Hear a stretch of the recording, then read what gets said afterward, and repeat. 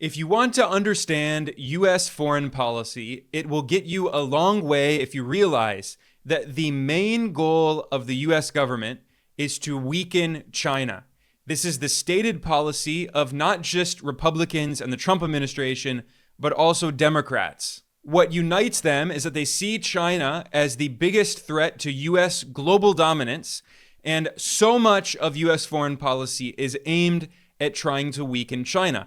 However, that's not the only goal. Another major mission of U.S. foreign policy is to expand business opportunities for large U.S. corporations, allowing them to get access to more markets abroad.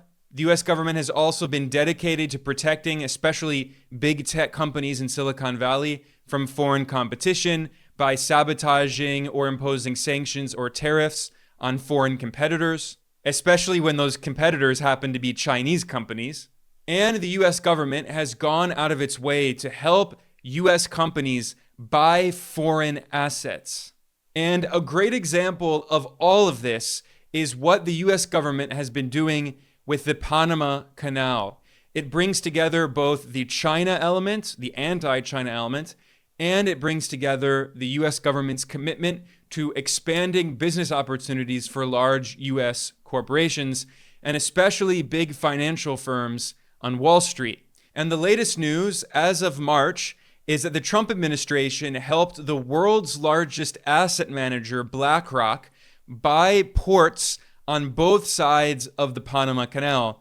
And as the Associated Press put it, this essentially puts the Panama Canal under U.S. control. In fact, Trump delivered a speech to Congress on the 4th of March in which he boasted that he is reclaiming the Panama Canal. To further enhance our national security, my administration will be reclaiming the Panama Canal, and we've already started doing it.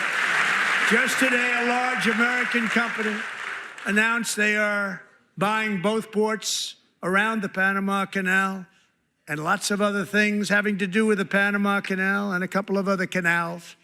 Now, Trump intentionally did not name what that company is, but it's BlackRock, one of the most powerful corporations on Earth. BlackRock has $11.6 trillion in assets under management.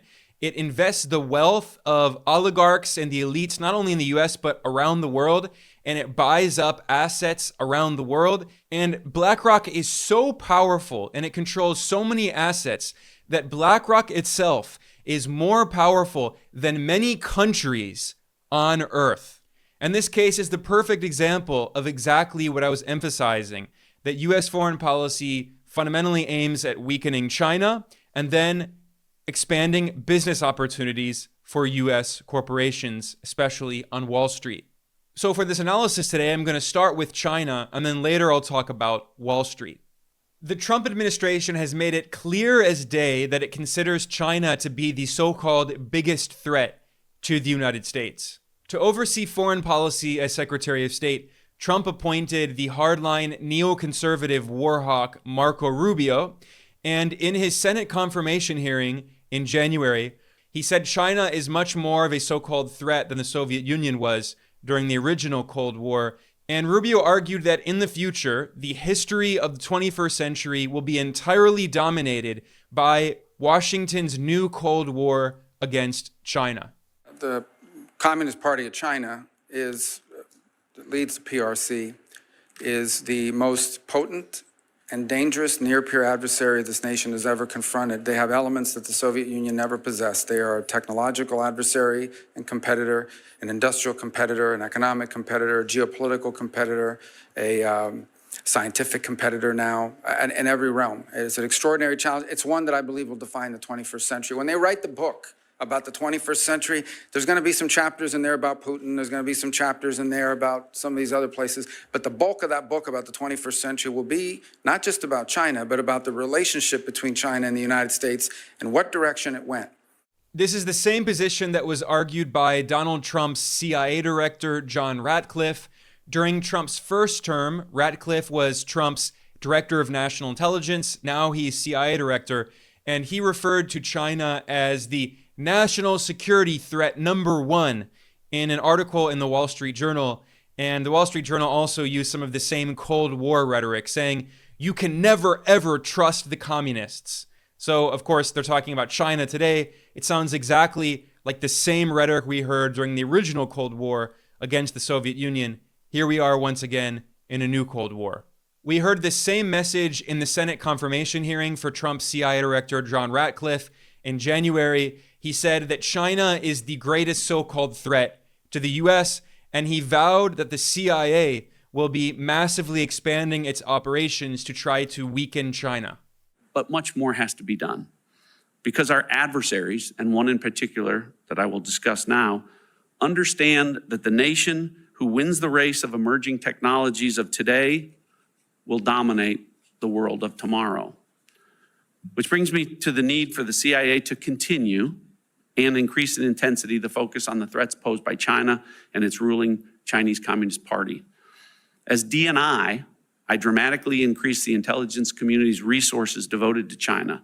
I openly warned the American people that from my unique vantage point as an official who saw more intelligence than anyone else, I assessed that China was far and away our top national security threat. President Trump has been an incredible leader on this issue, and it is encouraging that a bipartisan consensus has emerged in recent years. Of course, we know that the CIA has meddled in countries around the world, organizing coups, overthrowing foreign governments. So when the CIA director says that China is a so-called threat, what he's really doing is he's threatening China. It's a very clear message. And we've also heard this very aggressive anti-China rhetoric from Donald Trump himself. In fact, during his inauguration speech, Trump falsely claimed that China is controlling the Panama Canal, and he vowed that the U.S. will take it over. And above all, China is operating the Panama Canal, and we didn't give it to China. We gave it to Panama, and we're taking it back.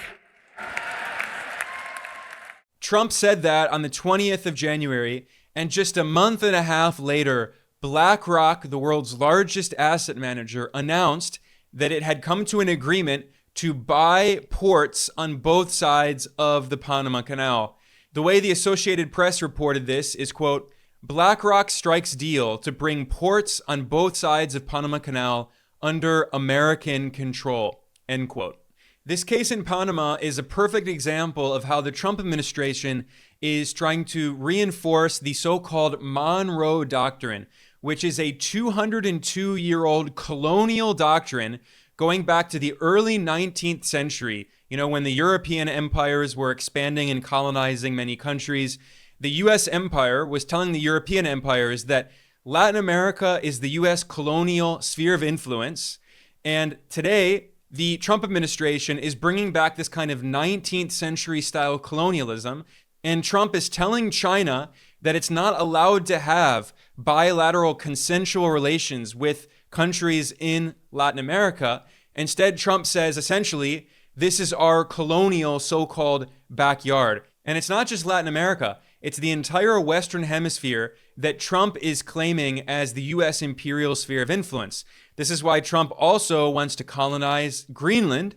And the U.S. government propaganda outlet, Radio Free Europe, Radio Liberty, which was created by the CIA and is funded by the U.S. government, they published an article that admitted that the U.S. wants to take over and colonize Greenland to prevent China from getting access to the Arctic region. And also Greenland just so happens to have billions of dollars worth of critical minerals, potentially trillions of dollars worth of critical minerals.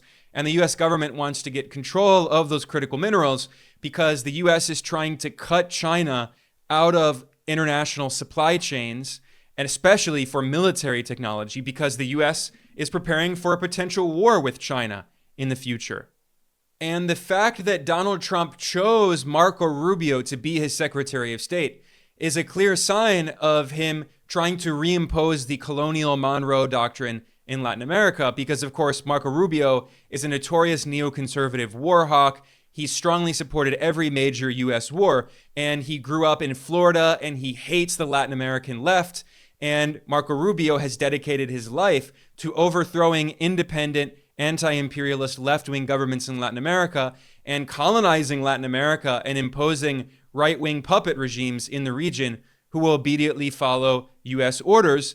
And this is why, in his first official trip abroad as Secretary of State, where did Marco Rubio go? He went to Latin America. What was the first country that Rubio went to?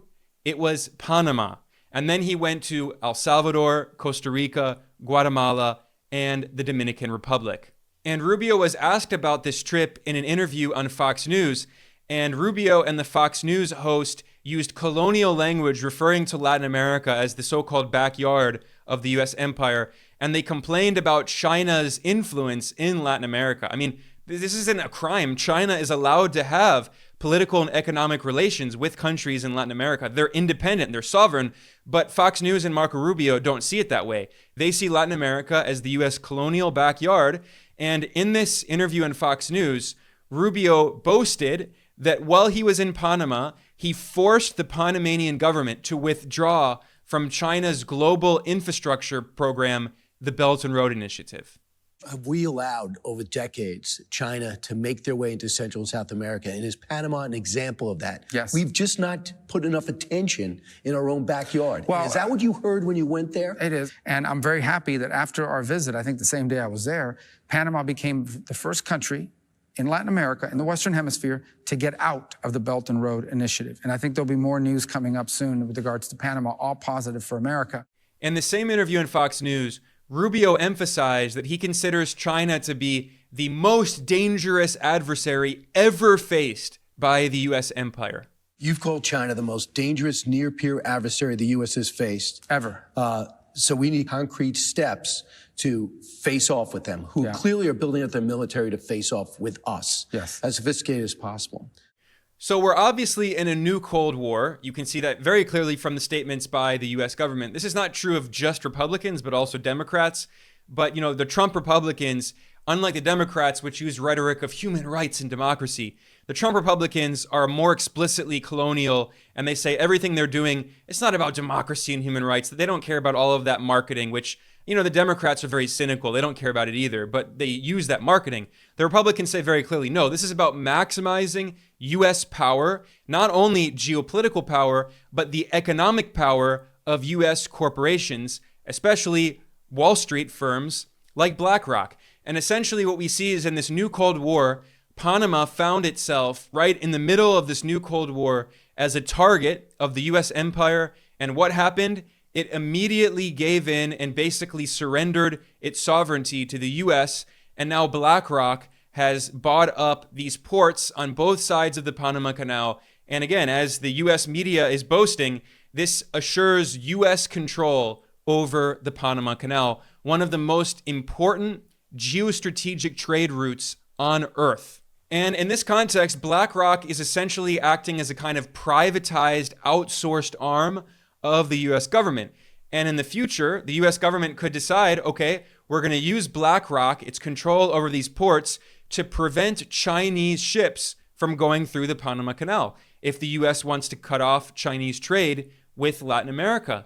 And if there's a war between the U.S. and China, the U.S. can ban Chinese ships from ever passing through the Panama Canal, or try to ban foreign ships with Chinese goods from passing through the Panama Canal. So the U.S. government can now do exactly what it was falsely accusing China of, because as it is often said, every accusation that the U.S. government makes is actually a confession about what it would like to do.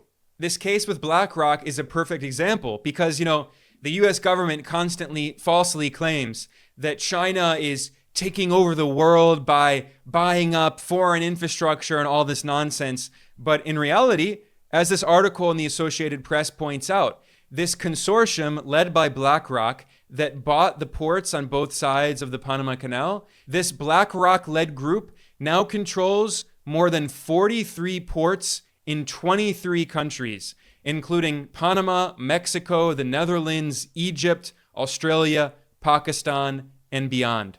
So while the U.S. fears about China buying up foreign assets, BlackRock, the world's largest asset manager with $11.6 trillion in assets, is buying up infrastructure and other assets around the world with the backing of the U.S. government. And this is bipartisan. It's not just the Trump administration. it's also Democrats like the former Biden administration. In fact, under Biden, the White House created something called the Partnership for Global Infrastructure and Investment. This was meant as Washington's alternative to China's Global Belt and Road Initiative.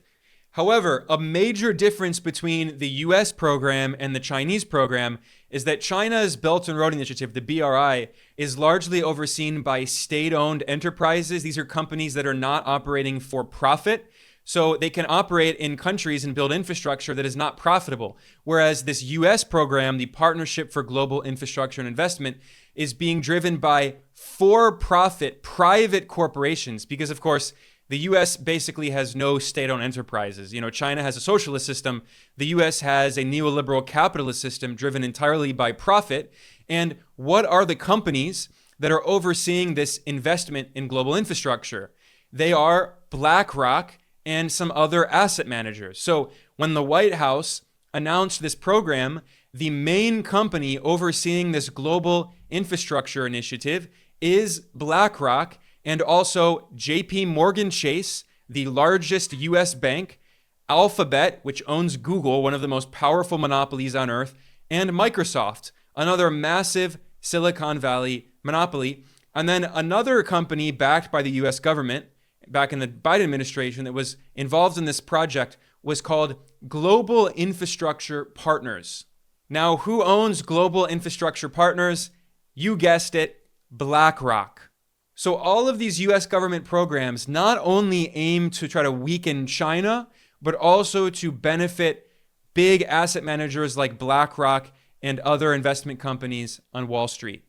And BlackRock and Global Infrastructure Partners have been working very closely with Microsoft to build AI infrastructure and to invest in data centers and power grids. And a day after Donald Trump returned to office, he held a press conference at the White House in which he announced the U.S. government-backed AI investment program, which is called the Stargate Project, which is being led by OpenAI, the big AI company that is half owned by Microsoft. So we can see at every single level here how U.S. government policy is meant to benefit these big corporate monopolies on Wall Street and in Silicon Valley. Trump has made this absolutely clear as day by filling his administration with 13 billionaires. Trump himself is, of course, a billionaire.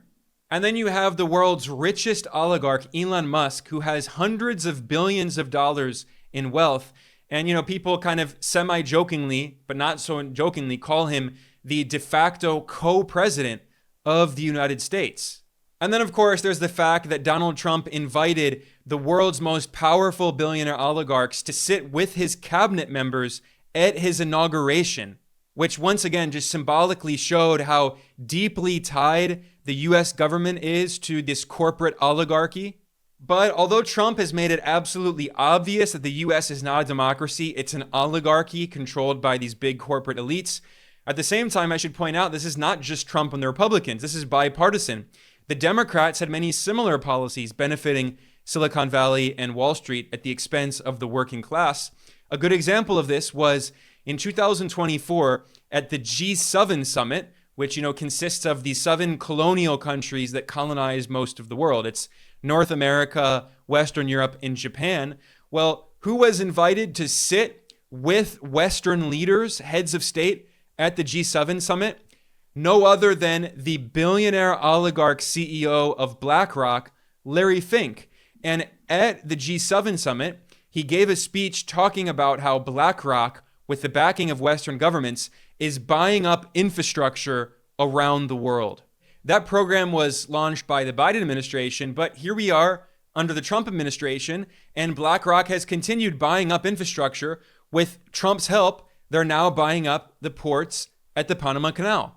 This is the perfect illustration of why the CEO of BlackRock, the billionaire Larry Fink, said before the presidential election in 2024, he said, quote, "It really doesn't matter," end quote, who wins the election. He said, whether it's the Republicans or the Democrats, Trump or Kamala Harris or Biden or whomever, he emphasized that Wall Street always benefits from U.S. government policy because the U.S. is not a democracy. It's an oligarchy, and US government policy is made on behalf of the capitalist oligarchs on Wall Street and in Silicon Valley.